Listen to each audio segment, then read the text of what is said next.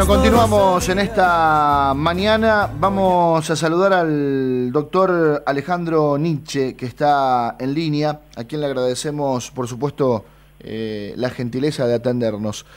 Doctor, ¿cómo le va? Mariano le saluda, buen día. Buen día, Mariano, ¿cómo le va? Bien, gracias por atendernos, doctor. No, por favor.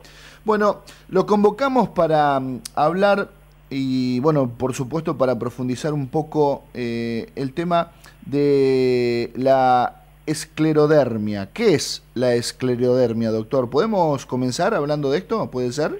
Sí, cómo no. Bueno, ante todo, remarcar que, bueno, que soy médico reumatólogo, que soy una de las especialidades que intervenimos en el manejo de esta enfermedad. Bien, perfecto. La esclerodermia es, en realidad, desde el punto de vista de la etimología de la palabra, es una enfermedad que afecta a la piel, característicamente por induración cutánea, piel dura, pero que uno la debería definir como una enfermedad crónica, multisistémica, que afecta potencialmente todos los órganos, autoinmune, que no es contagiosa ni hereditaria, pero que, como dijimos antes, puede afectar tanto la piel como potencialmente cualquier órgano interno.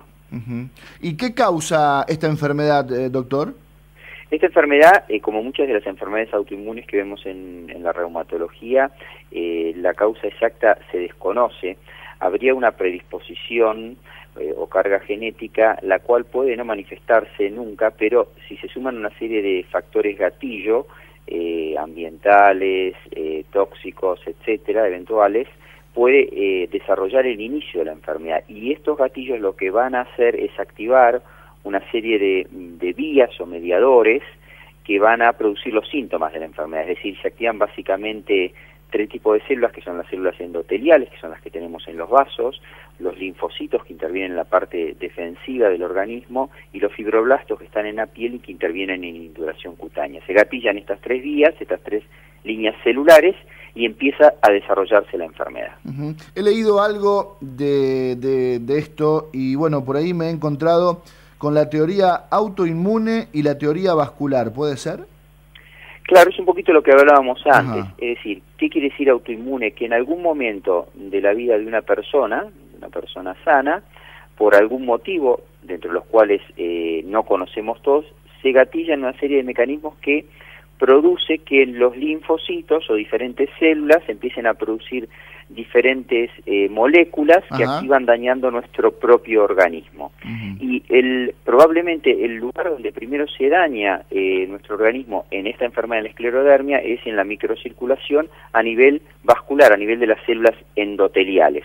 Por eso, por ejemplo, el fenómeno de Raynaud es una de las manifestaciones iniciales de la enfermedad que puede anteceder hasta en más de 10 años al diagnóstico o al inicio de la misma. Claro. ¿Y cómo la diagnostican los médicos en este caso? ¿Hay algún tipo de pruebas que se puede hacer? ¿O algo el diagnóstico es una enfermedad rara, ¿no es cierto? Está dentro del grupo de las enfermedades raras o huérfanas, digamos, que son aquel grupo de enfermedades que se dan según el país, que uno tome la bibliografía, se dan 5 casos cada 10.000, digamos, en general enfermedades raras, y en esclerodermia en particular se dan aproximadamente 20 a 100 casos por millón de personas, o sea que estimaríamos, según cifras de la Profesión de Pacientes, alrededor de 40.000 personas que tendrían esclerodermia en la Argentina. Aún así, siendo una enfermedad rara, es de muy fácil diagnóstico. ¿Por qué? Porque los síntomas frecuentes que anteceden a la enfermedad dijimos que son el fenómeno de Raynaud, que son esos dedos que se ponen azules, blancos, morados, frente al frío o al estrés, los síntomas digestivos altos, y con esos síntomas y el paciente concurre a la consulta, generalmente inicialmente a la consulta del médico generalista, con un par de análisis de laboratorio y con algo importante que es el examen físico completo del paciente, evaluarle toda la piel, y un estudio que se llama capilaroscopía, que es un estudio simple que se hace con una lupa o un microscopio estéreo binocular. Uno puede ver esos capilares en los dedos del paciente y ver si tiene alguna alteración típica que pueda sospechar y decir, bueno, este paciente puede tener una esclerodermia. El diagnóstico es relativamente simple. Lo que pasa es que necesita la derivación temprana al reumatólogo por parte del médico internista y luego que el reumatólogo realice todos los estudios adecuados para hacer el diagnóstico. De esta manera debe tratarse, digo, los síntomas. Claro, una vez que nosotros tenemos el diagnóstico de la enfermedad, lo que hacemos es evaluar todos los órganos, para estratificar, digamos. Es decir, evaluamos con un ecodoppler la parte cardíaca, evaluamos con test de función respiratoria la parte pulmonar, evaluamos la parte renal. ¿Por qué? Porque yo, una vez que tengo el diagnóstico, en primer lugar, y luego estratificado, evaluado todos los órganos para ver cuáles están comprometidos, uno decide el tratamiento, porque el tratamiento no es que exista un fármaco único para la enfermedad, sino que lo que existe son fármacos diferentes para cada una de las diferentes manifestaciones de la enfermedad. Claro, estamos hablando de que el examen es amplio, doctor.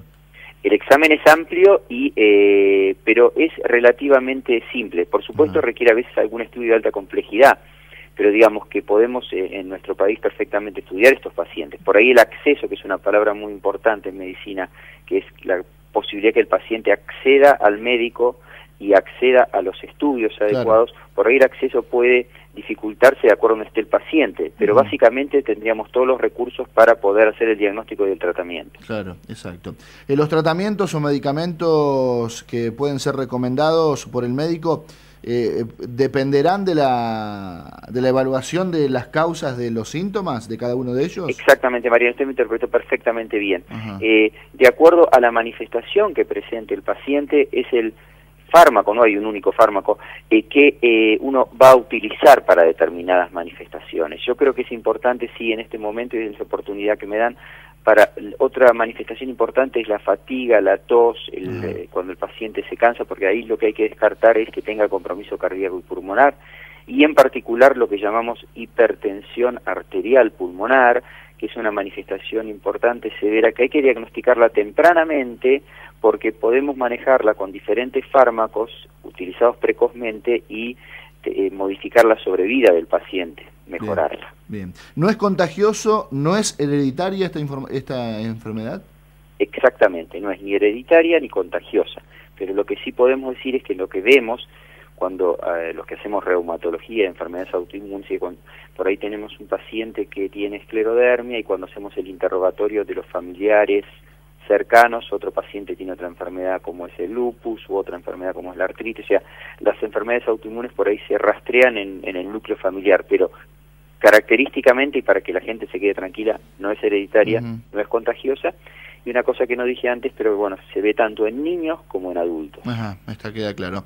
Y bueno, otra cosa, Mariano, ya que por favor, no le quiero robar más tiempo, no hay pero problema, doctor. Hay formas cutáneas puras, o sea, cuando hablamos de esclerodermia no hay que asustarse. Bien. O sea, hay formas que afectan únicamente solo la piel y hay otras formas que son sistémicas, como dijimos antes. Por eso es la derivación temprana al médico reumatólogo, que va a trabajar con un dermatólogo, con un cardiólogo, un inmunólogo y también con el médico internista y el médico de cabecera del paciente. Queda claro. En nuestro país, ¿qué cantidad de gente puede padecer esta enfermedad, doctor? Digo, desde su trabajo, desde su experiencia, más o menos abocado a la enfermedad.